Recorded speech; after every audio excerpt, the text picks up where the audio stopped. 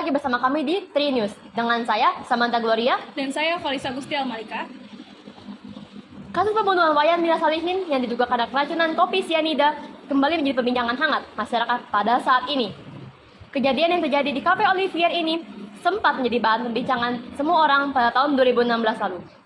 Kembalinya kasus ini disebabkan oleh tayangan yang dipublikasikan oleh Netflix dengan judul Ice Cold, Murder, Coffee, and Jessica Wongso. Atas kembali diangkatnya kasus yang sudah lama terlupakan ini, memunculkan kembali seluruh perhatian masyarakat untuk memberi pendapat atas kasus ini. Jika dahulu Jessica Wongso sebagai pelaku mendapatkan banyak ujaran kebencian, sekarang ia mendapatkan banyak pembelaan terutama dari netizen yang menggunakan platform TikTok. Banyak dari netizen, bahkan konten kreator platform tersebut yang membahas dan menyuarakan pendapatnya atas kasus yang sempat viral 7 tahun silam. Mereka berpendapat bahwa banyak kejanggalan atas berjalannya kasus ini.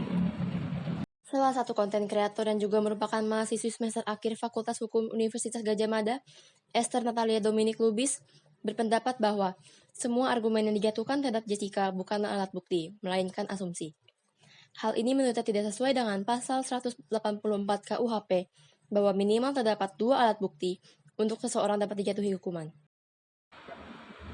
Begitu juga dengan Dr. Jaya Surya Atmaja sebagai ahli forensik patologi Indonesia yang juga merupakan ahli yang sempat dihadirkan pada persidangan 7 tahun silam.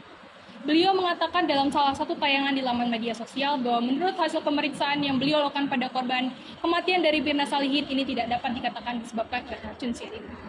Berikut wawancara oleh Dr. Jaya Surya Atmaja. Halo permisa, jadi sekarang saya sedang berada di kediaman Dr. Jaja. Jadi sekarang saya mau mewawancarai Dr. Jaja. Jadi menurut Dr. Jaja ini gimana nih tentang kasus kopi sianida yang sedang menjadi perbincangan hangat lagi di warga Indonesia ini? Ya, jadi menurut saya kenapa kita jadi ngomongin lagi atau kasus ini jadi kebuka lagi ya karena ada kejanggalan. Yang pertama dari hasil si tubuh Mirna ini itu ditemukan kalau tubuhnya tuh biru. Jadi dari muka sampai seluruh tubuhnya tuh biru. Sedangkan salah satu tanda kalau misalnya seseorang sedang keracunan kopi yang mengandung sianida itu harusnya tubuhnya berwarna merah terang dan juga lebam. Jadi nggak cocok gitu hasilnya. Oke, terima kasih dok. Berbeda halnya dengan Kepala Pusat Penerangan Hukum Kejagung, Ketut Sumedana, yang menyatakan bahwa kasus ini sudah selesai secara hukum. Beliau menegaskan bahwa Jaksa Penuntut Umum atau JPU sudah melaksanakan tugasnya dalam membuktikan kasus pembunuhan Mirna ini melalui beberapa tingkatan. Jadi, bukti-bukti tersebut harusnya sudah sempurna untuk menunjukkan Jessica sebagai pelakunya. Berikut rekaman hasil wawancara tim kami bersama Kepala Pusat Penerangan Hukum Kejagung, Ketut Sumedana. Oke, pemirsa, saya sudah bersama dengan Ibu Ketua Kejaksaan Agung dan saya akan menanyakan langsung kasus yang lagi naik daun, yaitu kasus sianida Jessica Wongso. Menurut Ibu, gimana sih tentang kasus Jessica Wongso ini? Kira-kira pendapat Ibu gimana? Ya, saya nyatakan kasus ini sudah selesai 7 tahun yang lalu, bahkan sudah diuji 5 kali di berbagai tingkatan pengadilan, mulai dari pengadilan negeri, pengadilan tinggi, Mahkamah Agung, bahkan hukum luar biasa yaitu PK sebanyak 2 kali. Sehingga menurut saya pembuktian tersebut telah sempurna menyatakan bahwa Jessica Wongso adalah pelakunya sebagai orang yang dipersalahkan dalam putusan pengadilan yang memiliki hukum tetap.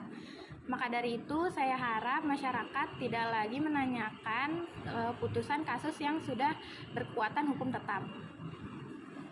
Oke, terima kasih kepada Ibu Ketua Kejaksaan Agung dan seperti itulah pemirsa tentang pendapat dari Ibu Ketua Kejaksaan Agung. Dari hasil wawancara tersebut juga, Ketut menjelaskan bahwa menyatakan adanya kesalahan dalam mengambil keputusan oleh majelis hakim adalah opini yang tidak berdasar. Terutama karena opini tersebut hanya dibangun setelah menonton film dokumenter.